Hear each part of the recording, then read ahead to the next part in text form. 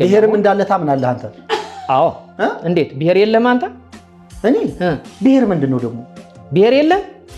ምንድነው ብሔር? እስቲ አስረዳኝ። እኔ ብሔሬ ትግራዋይ ነኝ። አንተ ትግራዋይ ነህ? ክርስቲያን ነህ? ጋዲዝ ነህ? አዎ ብዛት ቆይ ማንነት አትካድ እኮ ነው እያለ አንተ ምን አይነት ችግር ውስጥ ነው ያለው ወዳጄ? እኔ አሁን ከሚዲያ ጀርባ አልተውም አገኘሃለሁ። ትግራዋይ ነህ? ክርስቲያን ነህ? ጋዲዝም ነህ? ስቃይ ውስጥ እኮ ነው። አሁን አንተ ለሰው ሐሳብ የሚሆን ሐሳብ አለ? አሁን አንተ ከብሔር ከዚህ ቆይ አና ቆይ ማለት እኮ አዳምጠኝ። ማለት ስትሆን ትግሬ ሲባል የአማራ ልብ ምት ቆይ ትግሬ የሚባል እንትን የለም። ቆይ አንተ ህዝብ ጋር ታጣላይ። ቆይ ትግሬ የሚባል ትግሬ ሳይሆን ኖ ትግራዋይ በለው ትግሬ ትግሬ ሳይሆን ና እቺ ፈውስ እንድትሆን ነው ለኢትዮጵያ ህዝብ። ትግርኛ የሚባል ቋንቋ ባህል አለ። በደንብ አዳምጠኝ። አማርኛ የሚባል ቋንቋ ባህል አለ። ኦሮሞኛ የሚባል ቋንቋ ባህል አለ። ኦሮሞ የሚባል ግን ሰው የለም። ትግሬ የሚባል ሰው የለም። አማራ የሚባል ሰው የለም። አማርኛ የሚባል ቋንቋ ነው ያለው። የአማራ ልብ ምት፣ የኦሮሞ ልብ ምት፣ የትግራይ ልብ ምት የሚባል ነው። የሰው ልጅ የህይወት ስርዓቱ አንድ አይነት ነው። ይሄ ለምሳሌ በትግርኛ ማይ ነው፣ እሷ በኦሮምኛ ቢሻን አለችው፣ እኔ በእንግሊዘኛ ዋተር አልኩት።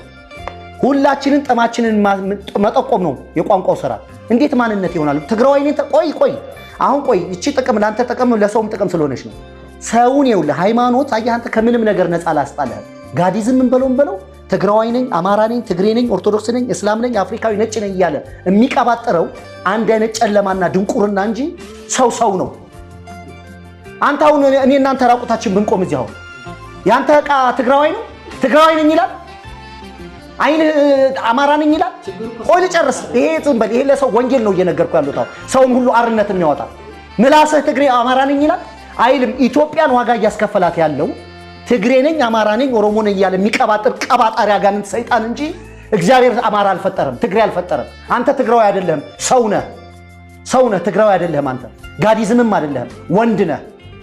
በወንድና በወንድ መካከል ደግሞ ልዩነት የለም። ያንተም ዕቃ ዘር ነው የሚሰጠው፣ የእሷም ዘር ነው የሚቀበለው። ይሄንን የተፈጠረና የተወለደን አካል ጣልቃ ገብተህ ትግራዋይ ነኝ ምናምን ይትላል። አንተ ራስህ ሳታርፍ ለሰው ረፍት ማምጣት አትችልም ወንድሜ። ነፃ መውጣት አለ። እድልህን እኮ ያስጨረስከኛል። ምን እድል አለ? እድልህን እኮ በሙሉ ሽባ ያስቀረህ እኮ ነው አንተ። እንደገና ድንቁርና ጨለማነት ወደ ሌላ ለሱ ታስተላልፈኛ። ልጨርሰኝና እድል እሰጥሃለሁ። ጸጥ ብዬ ነው ማደር።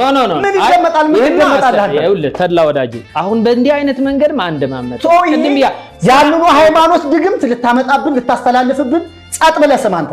ህግና ስራ ጸጥ ብለህ ስማ። ትግራዋይ ነኝ ይላል። ሁለተኛ ይሄን ቋንቋ እንዳትገባ